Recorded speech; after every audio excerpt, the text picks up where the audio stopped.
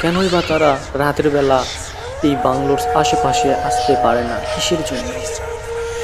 তাহলে বলছি শোন। আজ থেকে 50 বছর আগের কথা। এই গ্রামে সুন্দর একটা রাজবাংলো ছিল। ওখানে অনেক সুন্দরভাবেই পূজারা থাকতে লাগে।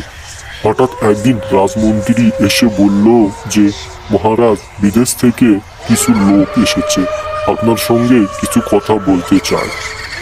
মহারাজ গিয়ে জানতে পারে যে তারা এই রাজ্যের কিছু পরিমাণ জমি নিতে চায়, নেশার কিছু আবাদ করতে চায়।